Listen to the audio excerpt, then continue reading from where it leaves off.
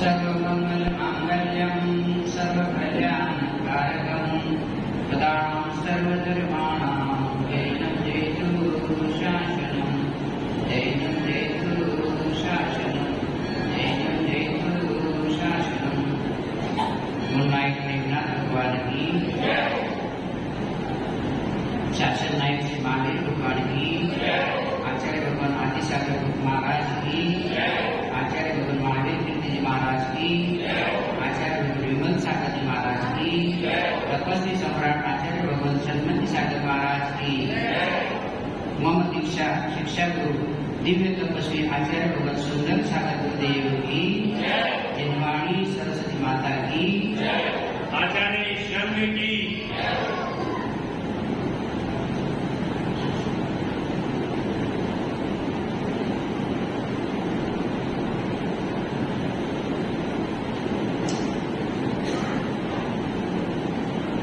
गत 15 दिनों से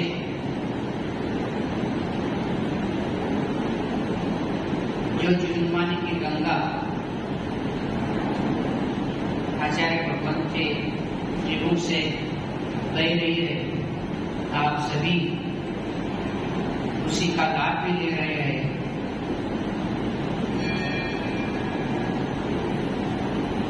लेकिन हमें ये सोचना है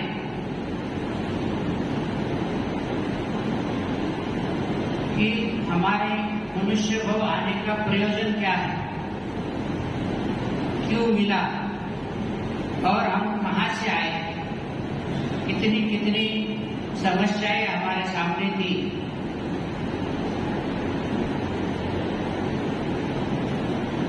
उसी के बारे में हम आज थोड़ी सी चर्चा कर लेते हैं कि हमारे जीवन की यात्रा का उद्देश्य क्या था और हम कैसे कैसे इस यात्रा में प्रवास करते हैं। इसी का मैं छोटा सा एक प्रयास आपके सामने रखता हूं। आप लोगों से एक रिक्वेस्ट है कि आप सभी, बात तो मैं कर रहा हूं लेकिन आप इसकी अनुभूति करें कि ये मेरी भी यात्रा ऐसी ही है, हमारी सबकी ही यात्रा ऐसी है। अनुभूति के माध्यम से मैं अपनी बात आपके सामने रखता हूँ। अतिथि की यात्रा की झांकी, एक बात बताऊं, जो तुम्हारी यात्रा है वही मेरी यात्रा है और वही प्रभु की भी यात्रा है। सबकी यात्रा एक है क्योंकि यात्रा का क्षेत्र भी एक है।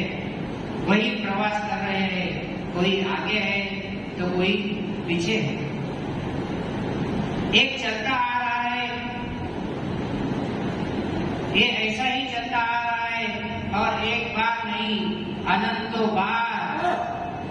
थोड़ी सी अतिथि की यात्रा की झांकी देख के मैं सोचता हूँ कि लोग भावना के भांति आज प्रवचन नहीं सुने।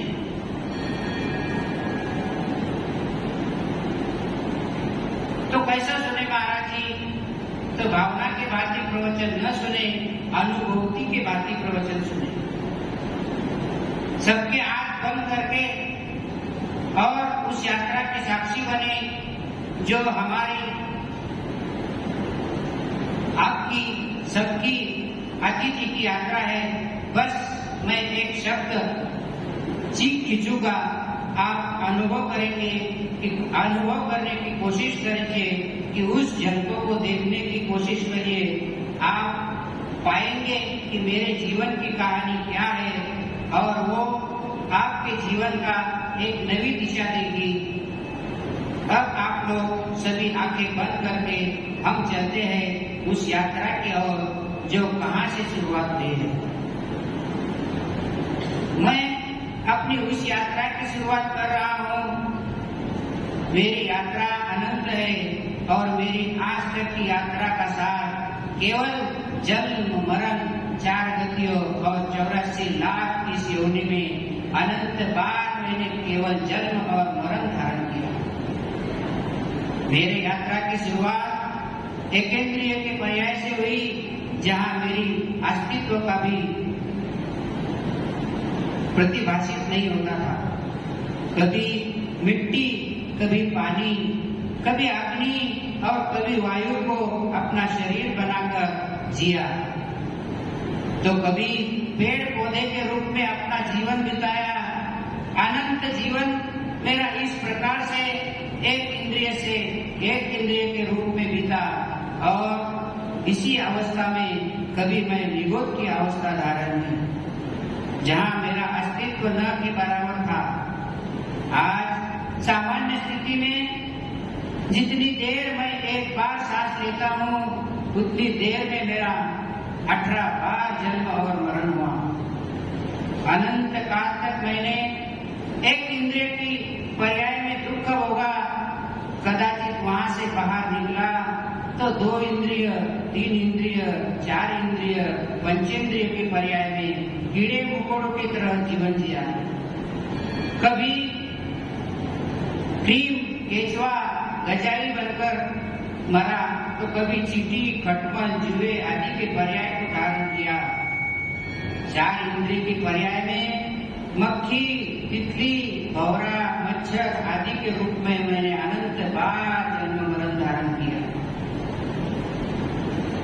कभी पंचेंद्रिय भी बना, तो मन रहित होने के कारण अज्ञानी ही बना रहा।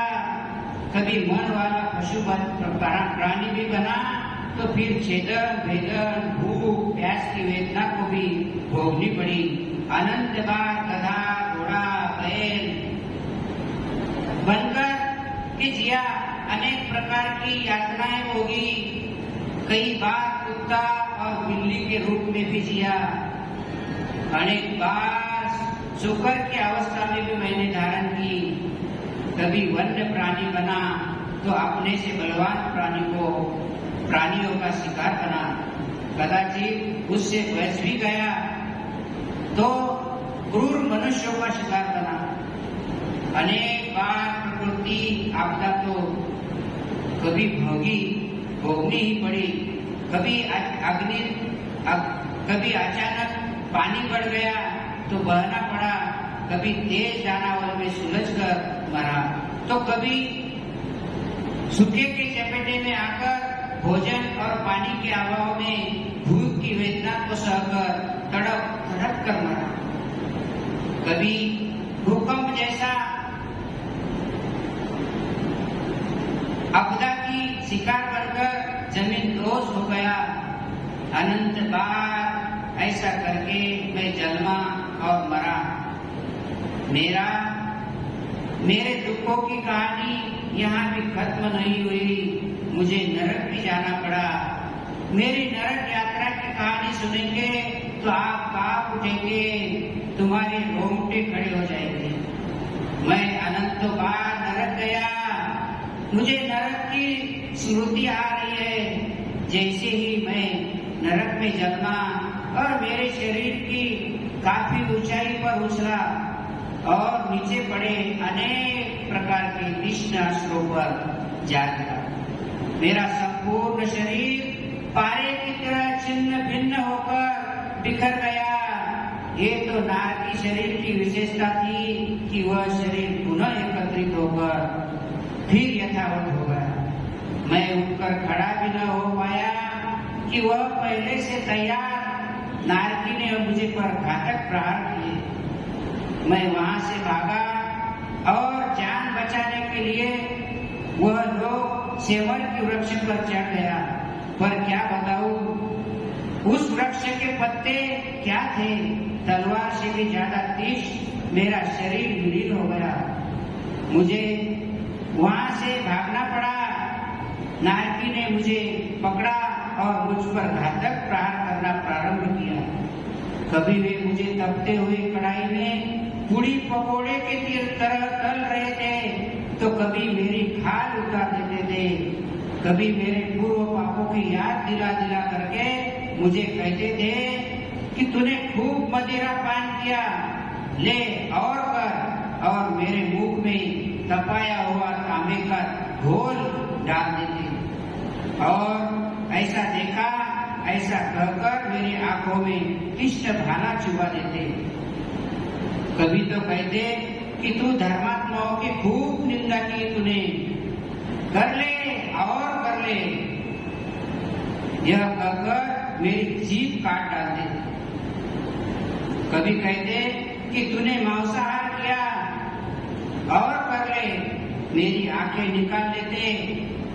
कभी मेरे कानों में कील ठोक देते और कभी यह कहकर कि तूने परश्री का रमन खूब किया, खूब व्याख्याचार किया और कर ले, कह करके लोहे की तृप्त पुत्रियों से मुझे बांध देते। मैं करता तो क्या करता, पर मेरी यह सुनने वाला भी कौन था। मेरी पीड़ा मुझे ही भोगना पड़ती। मैं अनंत बार भोग कर आया कि वह मिट्टी भी बड़ी सुखदायी थी, बड़ी दुखदायी थी। उस मिट्टी का स्पर्श करते ही ऐसा मालूम होता, अर्थात प्रतीत होता कि एक साथ हजारों बिच्छुओं ने काट खाया हो। वहाँ पर सर्दी और गर्मी की वेदना भी मैंने भोगी। वह ऐसी जोर की भूख लगती कि 3 लोगों का अनाज खा लूं तो भी भूख ना मिटे, पर वहाँ अनाज का तो एक दाना भी नहीं था। सारे समुद्र का जल पी लूं तो भी प्यास न बुझे, ऐसी प्यास की वेदना मैंने सही। कभी कभी अपने प्यास से पीड़ित होकर वहाँ की वैतरणी का जल पी लेता, पर उसका पानी क्या था, तेजाब से भी ज्यादा खराब। सारा शरीर क्षार हो जाता। मैं देख रहा हूँ मेरी इस यात्रा की कथा को सुनकर कि तुम कांप रहे हो, पर ये यात्रा मेरी नहीं, केवल मेरी नहीं, मेरी तरह पाप और पाखंड में जीने वाले सभी लोगों की है। और ऐसी यात्रा एक बार नहीं, 2 बार नहीं, अनंतों बार की है। और वह भी 1-2 दिन के नहीं, 1-2 दिन के लिए नहीं, सागरों पर्यंत। लेकिन इतने मात्र से मेरे दुखों का अंत नहीं हुआ। पुण्य योग से कभी मैं मनुष्य भी बना तो मनुष्य पर्याय में मुझे दुख वेदना और त्रासी मिली। अनेक बार ऐसा हुआ कि मेरे माता ने मुझे अपने पेट से ही परलोक पहुंचा दिया। कई बार ऐसा भी हुआ कि मैं अपने माँ बाप के अवांछित संतान होने के कारण जन्म देते ही मेरी माँ ने मुझे किसी झाड़ी में फेंक दिया और वहाँ मैं कौवे, कुत्ते और गिद्धों के ग्रास बना। कभी किसी दयावान की दृष्टि मुझ पर पड़ी तो उसने मुझे अनाथ आश्रम में पहुंचा दिया। वहाँ भी मैं अनाथों की तरह ही जिया। कई बार ऐसा भी संयोग बना कि मेरे जन्म लेते ही मेरे माता पिता स्वर्ग चले गए, अर्थात स्वर्गवासी हो गए। मैं जन्म से ही अनाथ हो गया। घोर अभाव और दारिद्र्य के कारण अपना जीवन दुखों के साथ बिताया। कभी धन संपन्न होकर सेठ भी बना तो शारीरिक स्वास्थ्य की अनुकूलता न होने से जीवन पर्यंत दुखी ही रहा। परिवार भी मिला, पर परिवार में भी मेल मिलाप न होने को भी दुख मुझे मिला। मनुष्य पर्याय में मैंने भी घोर दुखों को भोगा। पुण्य की योग से कभी देव पर्याय को प्राप्त किया तो वहाँ भी मैंने दुख ही भोगे। स्वर्ग में शारीरिक अनुकूलताएं तो मेरे साथ बुरी थी, पर अपने से बड़े वैभव वालों को देखकर मेरा मन ईर्ष्या को आग को देखकर विदित हो गया। मैं देख कर जला करता था। अपनों से बड़े देवों की आज्ञा मानना भी मेरी व्यवस्था थी। न चाहते हुए भी मुझे उनकी आज्ञा का अनुकरण करने के लिए बाध्य होना पड़ता था। सच बोलूं तो नरक में तो केवल शारीरिक कष्ट था, पर यहाँ मिलने वाला मानसिक कष्ट उस शारीरिक कष्ट से भी असहाय था। संक्लेश पूर्ण जीवन के साथ मैंने कई बार स्वर्ग का वैभव पाकर भी अपना पतन किया, और कभी पशु बना तो कभी पेड़ पौधे के रूप में जीवन जिया। ये मेरे संसार यात्रा का चक्र है, ऐसा अनादि से होता रहा है, और इन सब का मूल कारण मेरा अपना अज्ञान, मेरे भीतर का मिथ्यात्व रहा। सद्गुरु की कृपा से मेरा भ्रम टूटा, सम्यत्व का प्रकाश मिला। मैंने सही यात्रा की शुरुआत की, अपने जीवन को सही दिशा में आगे बढ़ाते, और अब मैं एकदम सुखी होने के मार्ग लगा हूँ। अब दोबारा इस यात्रा में मुझे कभी नहीं जाना पड़ेगा, कभी नहीं जाना पड़ेगा, कभी नहीं जाना पड़ेगा। ये प्रकाश मेरे अंदर प्रकट हुआ है। प्रभु, ये प्रकाश हमेशा बना रहे, सभी के हृदय में ये प्रकाश बना रहे, सभी के अंदर का अज्ञान अंधकार दूर हो, सभी के जीवन की बाती का निवारण हो, और सभी सत्पथ की पथ पर चलते हुए दुष्कृति से बचे और सत्कृति को अपनाए, ताकि मेरा जीवन का लक्ष्य मुझे प्राप्त हो सके। जीवन का सार तो मैं प्राप्त कर सकूं, बस यही भावना है। मेरी अतीत की यात्रा की बहुत प्रेरणा ये भटकन भरी यात्रा थी। अब मुझे भटकना नहीं है, सन्मार्ग का योगी यात्री बनना है, मोक्ष पथ का पथिक बनना है, सच्चा मोक्ष मार्ग बनाना है, और सच्चा मोक्ष मार्गी बनकर अपने जीवन की अंतिम पड़ाव तक पहुंचना है। यही मेरा लक्ष्य है, और मुझे वही जाना है, वही जाना है, वही जाना है। मैं और हम सभी बड़े ही भाग्यवान हैं कि हमें आचार्य भगवान जैसे गुरु का समागम प्राप्त हुआ, और होते रहेगा।